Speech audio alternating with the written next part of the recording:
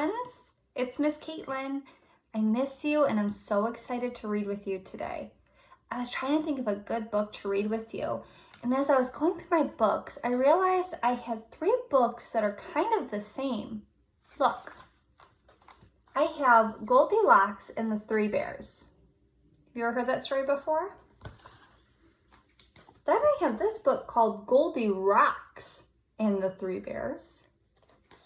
And then I have this book, Olaf and the 3 Polar Bears.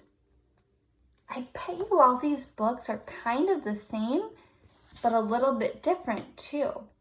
So I thought we could read each one in a different video and we can talk about how they're the same and how they're different. That's called comparing and contrasting. When you compare 2 items, you're seeing how they're the same or how they're alike.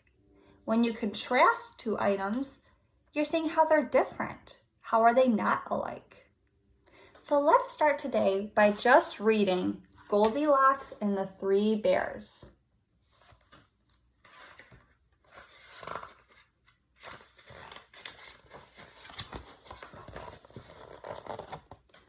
One day, Goldilocks, this is Goldilocks. She's one of our characters. Goldilocks was walking in the woods. Yum! She could smell something tasty. It was coming from a little house. "Who lives here?" said Goldilocks.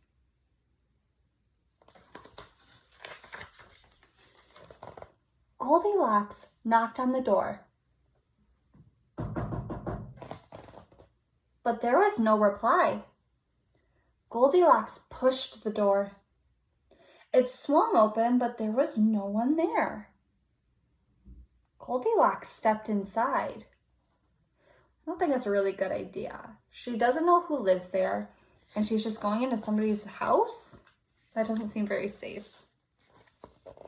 There were 3 bowls of hot porridge on the table. 1, 2, 3.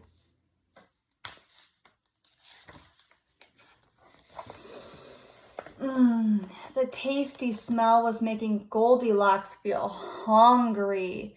Do you remember our sign for hungry? Hungry. She tasted the big bowl of porridge. Ugh, it was too salty. Ugh.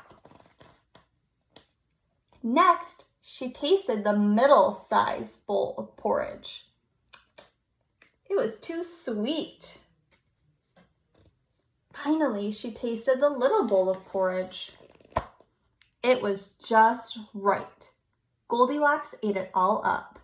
Look how happy she looks. She even has her tongue sticking out like, this is tasty.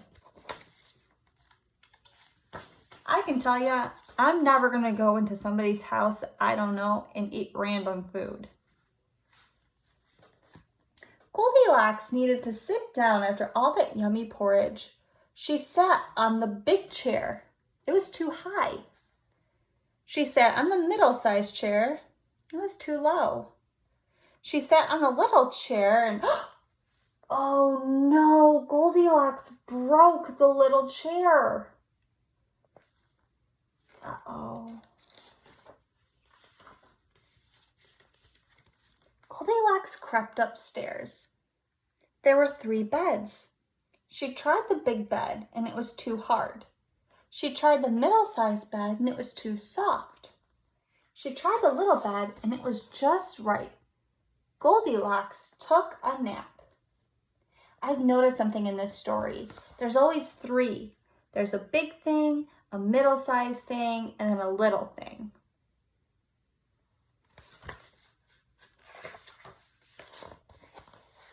Who is this?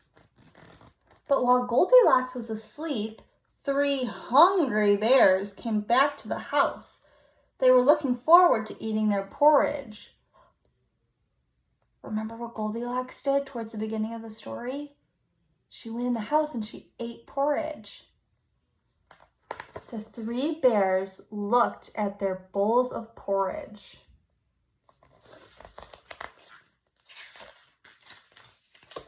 "Who's been eating my porridge?" roared Daddy Bear. Who's been eating my porridge? Growled Mama Bear. Who's eating my porridge all up? Squeaked Baby Bear. What will I eat? Cried Baby Bear. He was sad.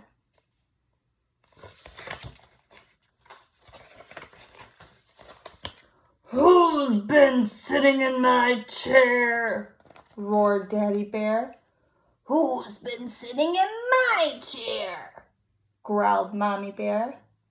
Who's been sitting in my chair and has broken it? Squeaked Baby Bear. Where will I sit? Asked Baby Bear. Remember, Goldilocks sat in that little chair and broke it, and that was the Baby Bear's chair. Who's been sleeping in my bed? Roared Daddy Bear. Who's been sleeping in my bed? Growled Mommy Bear. Who's in my bed? Asked Baby Bear. Remember, Goldilocks is asleep in Baby Bear's bed. What do you think's gonna happen? Suddenly, Goldilocks woke up and saw 3 bears. She jumped up and ran away, and the 3 bears never saw her again. She ran as fast as she could all the way home.